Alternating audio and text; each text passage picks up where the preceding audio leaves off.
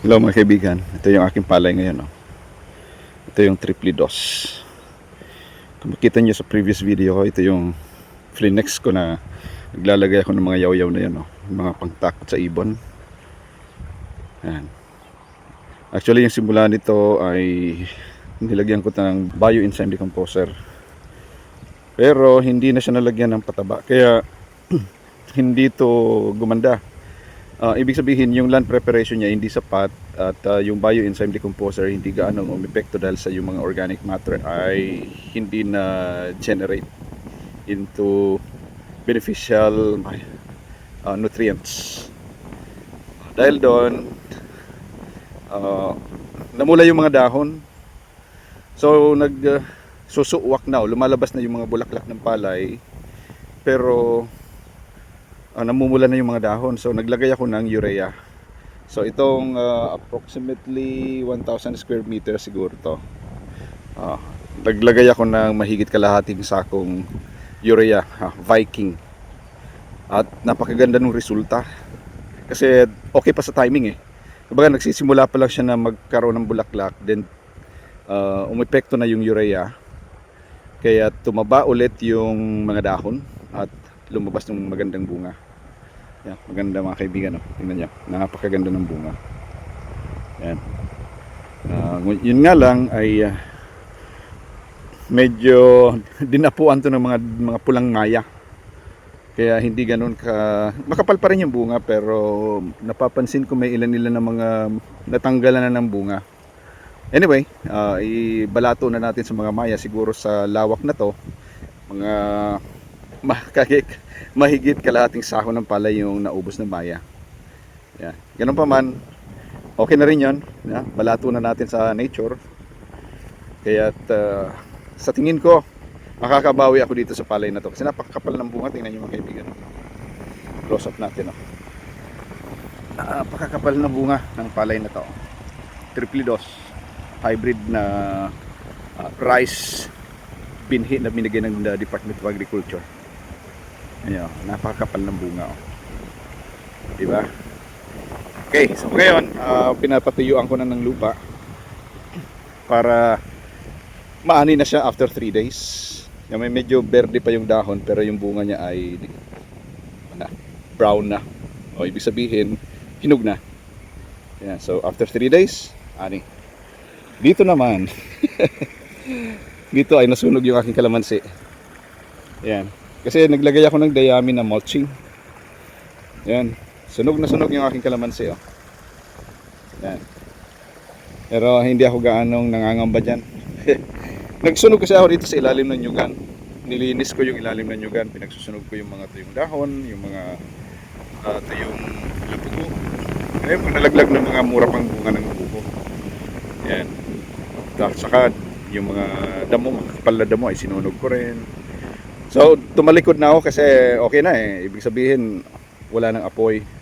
Yung pala gumagapang yung baga papunta dito sa may dayami. At kahit may tubig, yung ibabaw na tuyong dayami ay nasunog pa rin hanggang sa kumalat at nasunog ang ating kalamansian. You know. Actually may mga bunga na mapipitas, pero yung ilalim ay sunog na sunog. Yan o. Oh. Yan. Pero hindi ako gano'ng nag-aalala kasi nasubukan ko na to eh.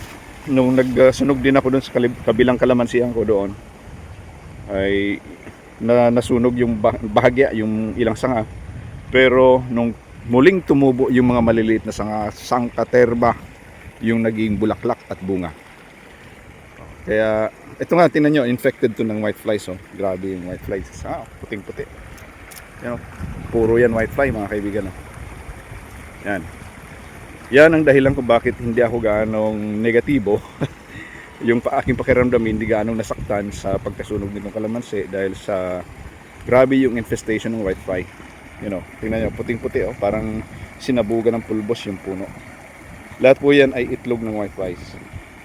Yan. So, ibig sabihin parang dinisinfect ng apoy yung puno ng kalamansi. At kapag nakarecover na to, sangkaterba ang sanga nalalabas at saka magpapabulaklak tayo mga kaibigan. Ayan. Di ba? Parang nakakalungkot, pero kapag wala kang kaalam-alam tungkol dun sa magiging resulta nito, ay talagang sasama ang iyong loob. Pero sa akin, okay lang. Plus, itong mga nasunog ng mga dayami ang magsisilbing organikong pataba sa lupa. At hindi na tayo maglalagay ng inorganic fertilizer. Magiging natural na pataba yan dyan sa lupa. So mananatili lang yung tubig na yan. I-maintain ko na yung tubig dyan sa mga pilapil na yan, dyan sa mga tudling. At kusa na yan ang magpapataba sa ating kalamansian. Yan. Okay. So yan ang ating video content sa ngayong araw. Yung palay na maganda yung bunga. Napakaganda ng bunga mga kaibigan. Napakaganda. At yung ating nasunog na kalamansi. Okay. So ngayon ang aking ginagawa ay nag-aalaga ako ng aking tanim na kalabasa, Sophia variety. At mag-i-spray din ako ng kalamansi ko dito. Meron pa ako ditong 80 pieces na puno ng kalamansi. Plus itong mga marketed ko dito na pahabol. Yan, ito mga pahabol na to. Iba-iba yung gulang, may 1 taon, kalahating taon, ganoon. Yung mga minamarket ko dun sa mga mother plant, tina-transplant ko dito ay yun na rin, namumunga na rin. At nagtanim din ako ng konting pechay. Yan. Meron ako konting pechay dyan. Yan. Yun pala, yung tubig sa irrigation ay napakarami pa sapagkat yung mga sakahan doon ay hindi pa nagpapapasok ng tubig. Yung lawak ng mga taniman na yan, majority palay, hindi pa sila nag-aararo. So once na nag-araro na yan, mababawasan ang tubig sa irrigation dahil magpapapasok na sila. At sa tingin ko, end of this week, kasi Wednesday ngayon, by Saturday magpapaararo na sila. Kasi meron na ako narinig doon na nakasalubong kong isang magsasaka na ngayong linggo daw ay magpapaararo na. So once nagsimula na yung pag-aararo, mababawasan na yung ating tubig sa irrigation. Yan, kung makikita nandun yung mga baka, papastol sila doon. Yan, supposed to be magpapasaringsing sila o magpapatubo ulit ng palay doon sa mga pinag-anihan. Pero sabi nung pamangkin ko ay mahina daw yung tubo ng saringsing. Kaya yan pinastulan niya ng baka. Yan. Okay. So ngayon nakikinabang tayo dito sa napakasaganang daloy ng tubig. Napapasok ko na rin dito sa kalamansian. Kaya yung kalamansi natin sa ngayon ay busog na busog sa tubig. Maganda rin ang kalagayan ng ating kalamansi dito. Busog na busog sa tubig. So mag-i-spray ako para sa maintenance natin sa pagpapalaki ng mga bunga. Tingnan nyo yung bunga ng kalamansi. Bakit kailangan natin mag-spray madalas? Every 2 to 3 days ako nag-i-spray. Kasi ito. Kita nyo ba? Against the light. Yan ganyan na kaliliit. Yung mga bunga natin na pinabulaklak about 3 weeks ago. Yan marami na yan Yan. Ito yung inaalagaan natin ng spray. Kasi kapag hindi tayo nag-spray ng madalas, sasalisihan tayo ng mga whiteflies at saka mga citrus bugs kasama na yung rice bugs. May konting dito nahihinog. Tingnan nyo to. Ito yung panandalanta ng citrus bug. Citrus bug ang may tira nito, naninilaw. Yung fruit fly ay iba sapagkat kapag tinusok niya yung bunga ay nagkakaroon ng uod sa loob. Yan. So ito ang may tira nito ay citrus bug. Magiging siyang pataba. Yan. So yan, mini-maintain natin ito, magiging yan Yan, papalaki na natin to. Yan.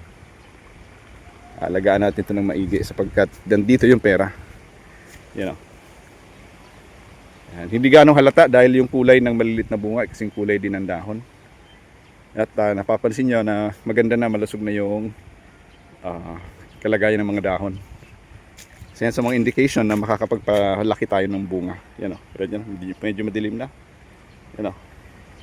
Yan bunga na maliliit. Okay. Medyo madilim kasi naka night mode pala ako.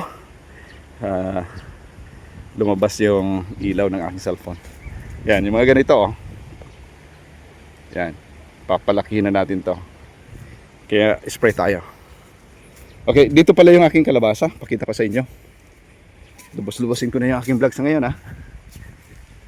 Nawa ay may mga ma-inspire dyan. Yung mga may nakita akong agri-vlogger na talagang grabe yung kanyang ginagawa rin ha.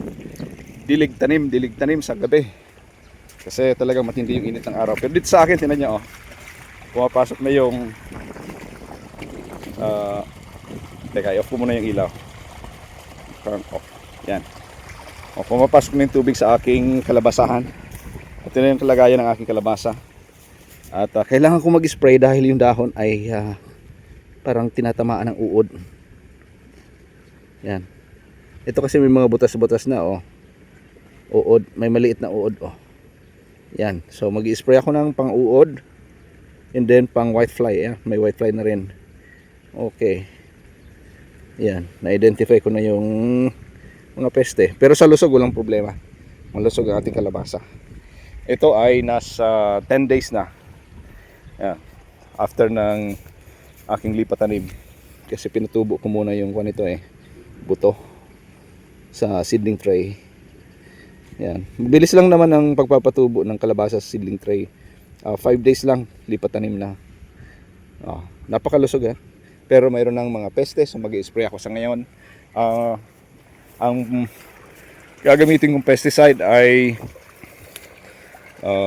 Gold Rush and then Malathion. Yeah.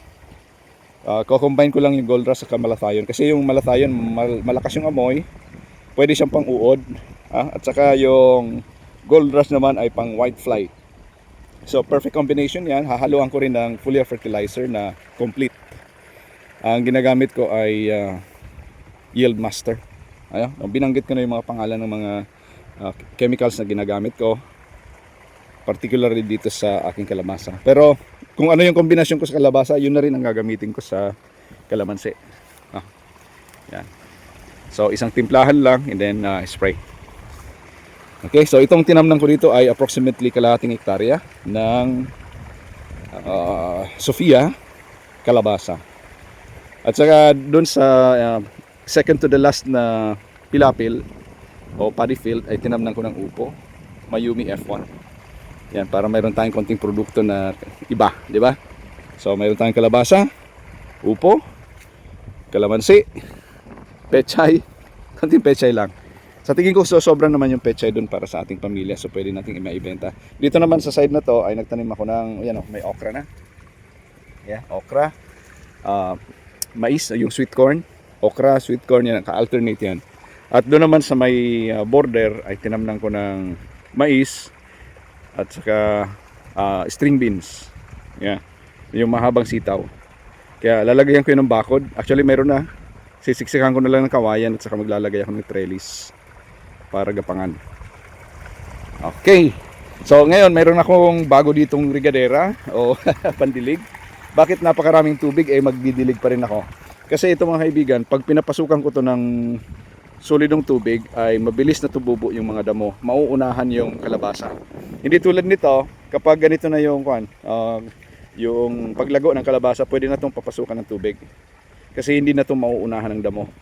Pero bukas ay mag-grass cutter pa rin ako. Tatabasin ko yung mga tumubo ng palay na yan. At yung mga natira ko sa pagitan. Kasi nagsilbi yan na guide sa pagtatanim ko ng kalabasa. Hanggang doon sa baba, i-grass cutter ko to bukas.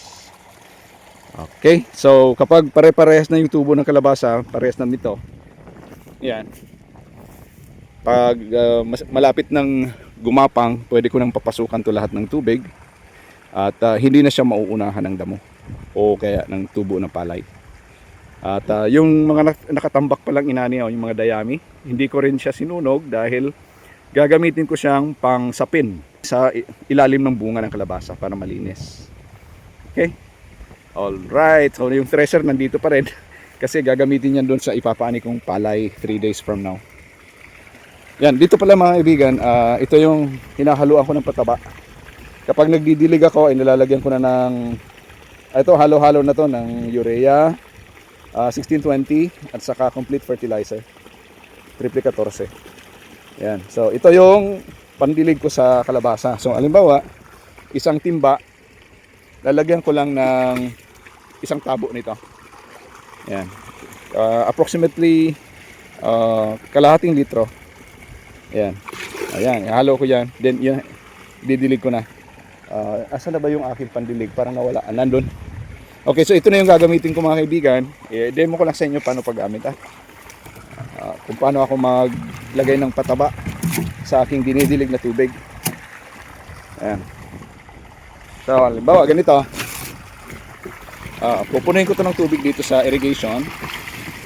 Maliit yung butas, lalakihan ko to. Napakaliit ng butas ng ating regadera. Yan. So approximately 16 liters of water siguro ang capacity nito. Yan. So once na nalagyan ko na ng tubig, kukuha ako nitong hinalo na pataba. Yan. Isang puno dito. Yan, ibubuhos ko. Yan. Yun na yun ang ididilig ko sa kalabasa. Direkta na to. So kahit mabasa yung dahon ay hindi masusunog dahil sa matabang yung timpla. Tulad niya lang. Oops. Yan. Pero wag mong babasain na masyado yung dahon. Dito lang sa tabi. Anyway, yung tubig ay dadaloy naman sa may puno. So hindi siya maaano. Yun. So ganun lang ang sistema ng ating pagdilig sa side. Lalagay mo lang yan sa side. Yan, para hindi mabasa yung dahon. Yan. Ngayon na malaki na yung kalabasa, pwede na nating damihan yung ididilig na tubig na pataba. Yan. Kabilaan. Yan. So yan ang aking ginagawa every late afternoon hanggang 8 o'clock in the evening. Iniisa-isa ko yung mga puno na yan na dinidiligan hanggang sa matapos. At pag gumagapang na, hindi na kailangang diligan ng isa-isa kasi papapasukan na natin ng tubig. Ito pala, araruhin to sa gitna. Yan, araruhin yan para magkaroon ng kanal. At saka yung lupa na galing dyan sa kanal na yan ay yun ang itatabon ko sa paligid ng puno ng kalabasa. Tulad nito. Yan. Ano ang purpose kung bakit lalagyan ng kanal? Just in case abutin to ng malakas na ulan. Kasi papasok na yung May eh. So hindi mabababad sa tubig ulan at baha ang ating kalabasa. Alright, so palagi tayong futuristic, advance tayo mag-isip. Kasi andyan yan yung irrigation, may tendency na pag bumugso yung daloy ng tubig, umaapaw sa irrigation, papasok yan dito sa aking palayan na may kalabasa. At kung may bunga na yung kalabasa, mabubulok lahat ng bunga kapag yung tubig ay stagnant, walang gaanong madaluyan. So papararo ko yung gitna at yung lupa ay itatabon sa puno ng kalabasa. Second reason ay preparation, just in case na abutan tayo ng malakas na ulan dahil sa papasok na ang month of May. Kasi ang Sophia ay 2 months and 1 week lang pwede nang mag-harvest eh. So approximately 2.5 months ay aanihin na lahat ng bunga ng Sophia kalabasa. Okay mga kaibigan, maraming salamat sa inyong panonood. Please comment, like, and share. Thank you very much. God bless. Bye.